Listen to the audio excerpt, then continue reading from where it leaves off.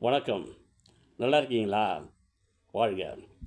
இன்றைக்கி பெண்களை பற்றி கொஞ்சம் பேசலாம் அப்படின்னு ஒரு யோசனை. பெண்களை பற்றி பேசுகிறேன்னா நல்லதாக பேச போகிறோம். ஒரு காலத்தில் பெண்கள் அடிமைகளாக நடத்தப்பட்டது நம்ம எல்லாருக்கும் தெரிஞ்ச விஷயந்தான். சமுதாயத்தில் அவங்களுக்குன்னு எந்த விதமான சுதந்திரமும் இல்லாமல் இருந்துச்சு. ஆமாங்க, பிறந்த இடத்துலையும் அவர்கள் சுதந்திரமாக இருக்க முடியல. எங்கே போனாலும் தனியாக போகக்கூடாது, அங்கே போகக்கூடாது, இங்கே பார்க்கக்கூடாதுன்னு போட்டு அடக்கி வச்சுருந்தாங்க. புகுந்த வீட்லேயும் அவங்களுக்கு எந்த விதமான ஒரு சுதந்திரமும் கிடையாது. மாமியார் பிரச்சனை, நாத்தனார் பிரச்சனை, புருஷன் பிரச்சனைன்ட்டு ஏகப்பட்ட பிரச்சனையெல்லாம் அவங்க சிக்கி தவிச்சாங்க.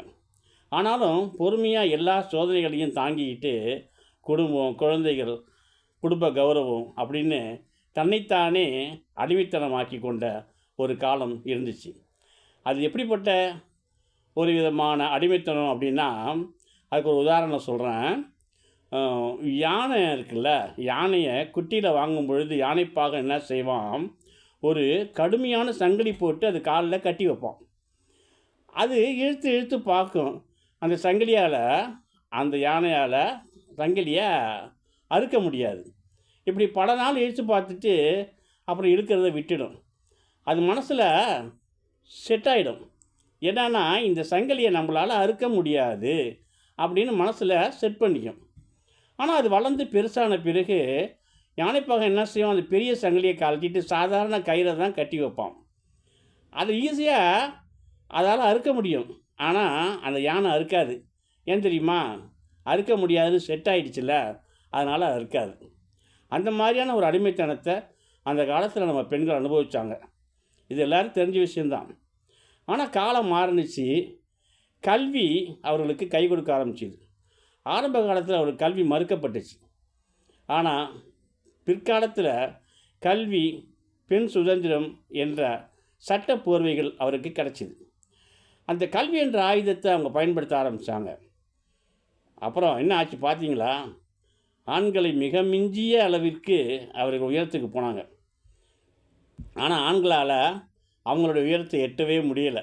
அதுதான் இன்றைக்கி நடக்கிற நிதர்சனமான ஒரு விஷயம்.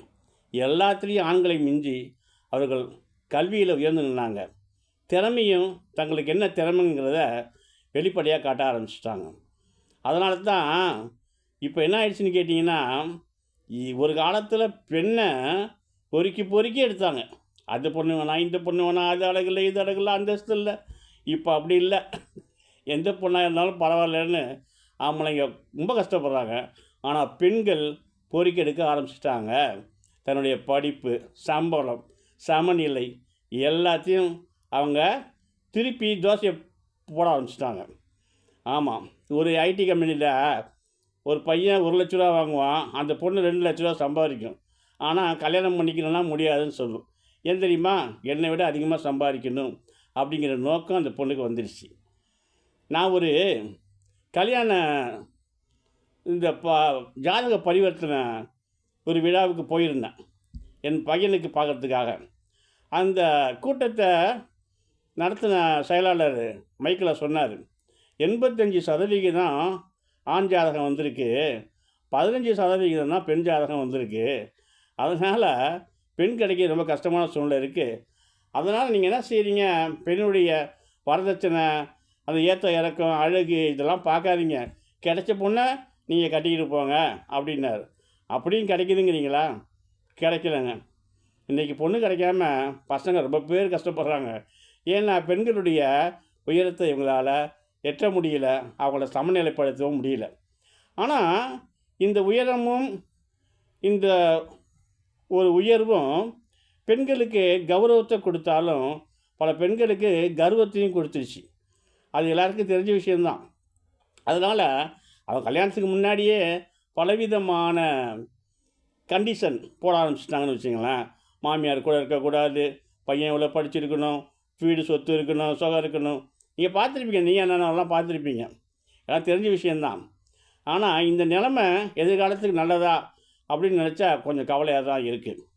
அது மட்டும் இல்லை, ஒரு காலத்தில் பெண்கள் இருந்தாலே பாரம்னு சொல்லிவிட்டு பெண் சிசுக்கொலை வேறு பண்ணிவிட்டு பெண்களுடைய விகிதத்தை குறைச்சிட்டாங்க.